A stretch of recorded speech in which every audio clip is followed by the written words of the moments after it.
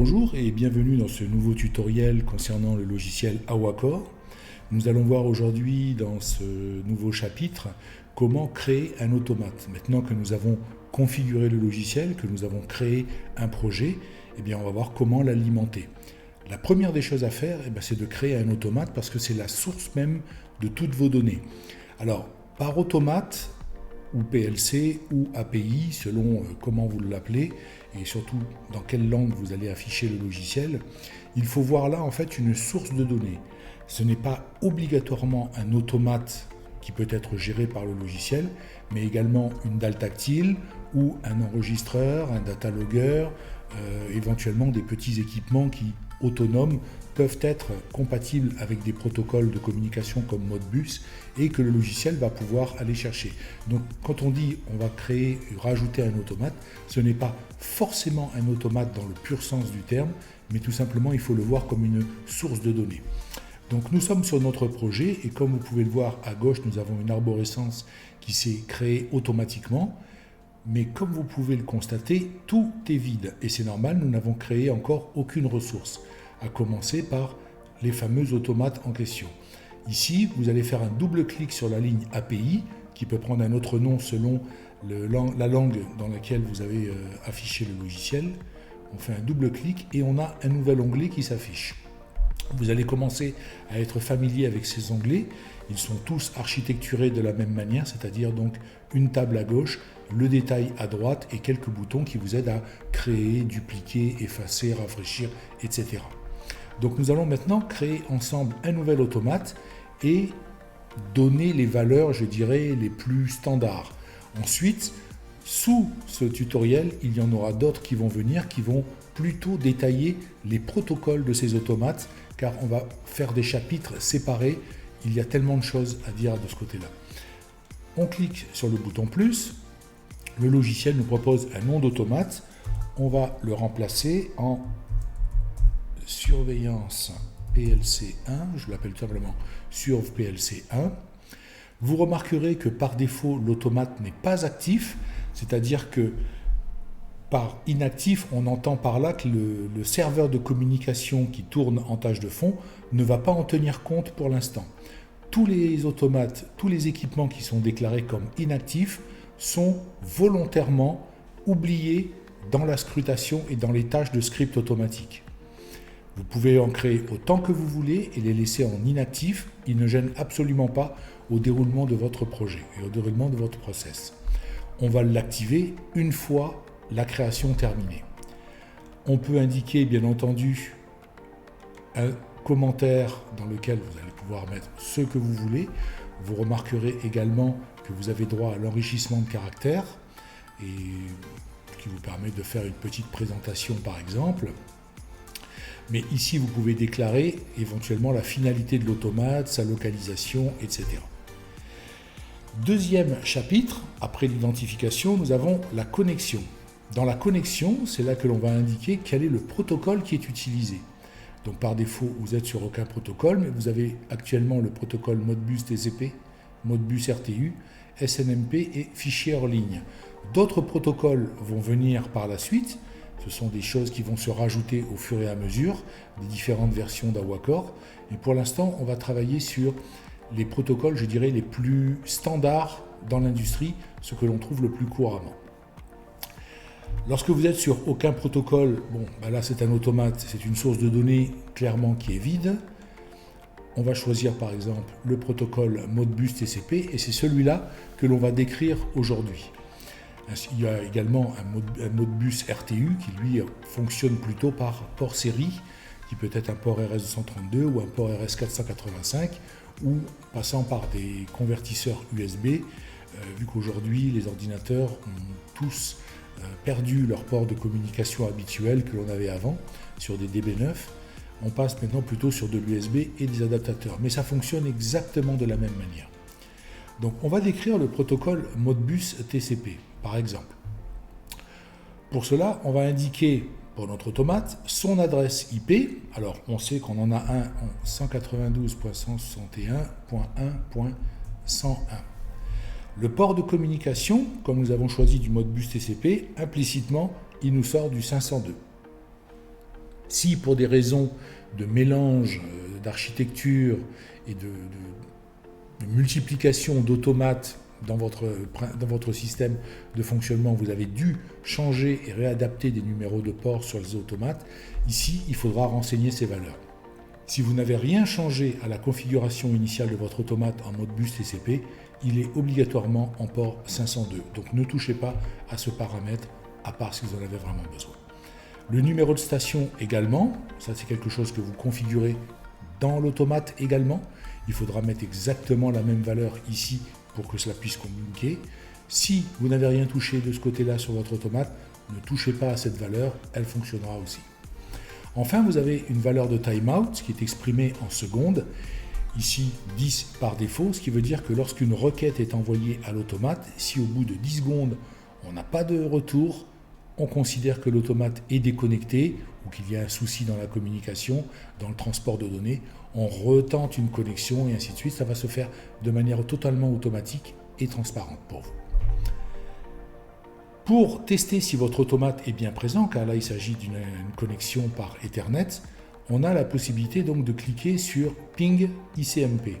C'est tout simplement un bouton qui permet de voir par le principe Ping, le protocole ICMP, si un équipement est bien présent.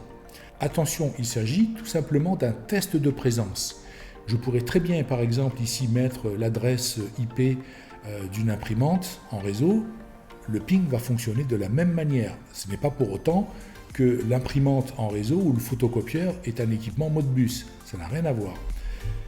Ensuite, pour tester si vraiment l'équipement qui est au bout répond à la norme Modbus, on peut faire une tentative de connexion par le deuxième bouton. Si je clique sur connexion, là, il s'agit réellement d'une connexion Modbus. Tout de suite après, on déconnecte, comme on n'a pas besoin de récupérer de valeur, c'est juste connexion, déconnexion. Vous voyez que les deux indicateurs sont verts, donc on a bien un équipement compatible Modbus au bout. Si par exemple je rentre une mauvaise adresse IP, 1.99, admettons, je fais un ping, là déjà ça sort en rouge, il y a un souci, je fais une tentative de connexion qui risque pas de marcher non plus, si déjà il n'y a même pas d'équipement. Mais au moins, ça vous permet de voir que vous pouvez avoir des messages en rouge ou en vert selon que la requête a abouti ou pas du tout. On va remettre maintenant la bonne adresse de l'équipement, 101. Je refais un test, c'est mieux. Une connexion, c'est mieux aussi. Voilà, on a créé donc notre automate. On peut maintenant aller voir le chapitre suivant, qui ne sera juste qu'une description. On verra après, avec l'apparition des tags dans un autre tutoriel, comment utiliser le chapitre suivant. Ici, par exemple, on a la liste de tous les tags qui ont été créés pour cet automate, qui s'appelle Surv PLC. Cet automate a un certain nombre de registres internes, un certain nombre d'adresses, et bien on va pouvoir tout simplement ici aller les lire. Et pour certains, les forcer à 1 ou les forcer à 0, surtout quand ce sont des bits. Vous remarquerez que vous avez une colonne nom du tag, l'adresse IEC et l'adresse Modbus qui sont très liées, le type de registre que cela peut être, c'est-à-dire ça peut être un bit, ça peut être un word, ça peut être un réel, ça peut être un entier, un byte, etc. La valeur par défaut qui a été configurée dans votre tag est la valeur brute du PLC telle qu'elle a été lue, et ensuite un commentaire et le mode de swap. On verra à quoi correspond le mode de swap un petit peu plus tard, surtout lorsque l'on va commencer à travailler avec des réels. On a une représentation un peu particulière, parfois selon les automates, parfois selon le constructeur, et pour cela je vous demande simplement de revenir sur les configurations Little Indian, Big Indian, etc. Ça va vous mettre un petit peu dans le bain. On en reparlera un petit peu plus tard. Enfin, nous avons un chapitre découverte. Alors ce chapitre découverte, c'est-à-dire que lorsqu'on a rentré un automate en Modbus, on peut tout simplement dire, tiens, je vais essayer de forcer la communication et de voir ce qu'il a dans ses entrailles. Alors on va découvrir quoi? Et bien ici, notamment, on va découvrir des bits. De l'adresse 0 à l'adresse 100, ce sont les valeurs par défaut, vous pouvez les remplacer bien entendu, et on va par exemple faire une découverte. Je clique sur découvrir, ça ne marche pas, tout est à -1, il n'y a rien qui va dans cet automate. Et pour cause, c'est tout à fait normal car cet automate, en fin de compte, n'utilise que des registres flottants. On va changer, on va passer sur des réels et je vais faire une découverte. Ah, là déjà c'est un petit peu mieux. C'est-à-dire qu'on a des valeurs qui apparaissent, on ne sait pas à quoi ça correspond, à moins que vous ayez une carte assez précise en tête de ce qu'il y a dans votre automate, mais on s'aperçoit que là on a des valeurs en mode réel. Et oui, cet automate ne possède que ça. Même les mots n'ont pas été configurés dans cet automate, il n'en gère pas. Si on va voir les mots et que l'on fait une découverte, effectivement, on a quelques valeurs aussi. Mais ceux-là ne sont pas très intéressants dans notre exemple. Ce qui va nous intéresser, ce sont surtout les réels. Je vous avais dit tout à l'heure que nous avions également le mode swap Little Indian, Big Indian. C'est la représentation des données en mémoire, surtout pour des flottants. Il y a 4 manières de les représenter.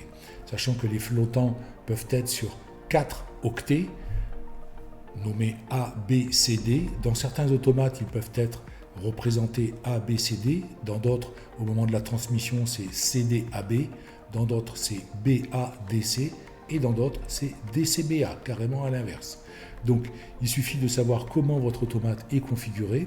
Et en général, selon les valeurs, comment elles sont présentées, vous savez ce que vous avez dans votre automate. Si vous avez une console en parallèle, et on va pouvoir tout de suite facilement trouver comment votre automate en Little Indian ou Big Indian communique avec les équipements extérieurs. Voilà, ça c'est ce qui permet de faire une découverte très brute des registres internes de votre automate sans pour autant créer les tags. Ce n'est pas ici que ça se crée.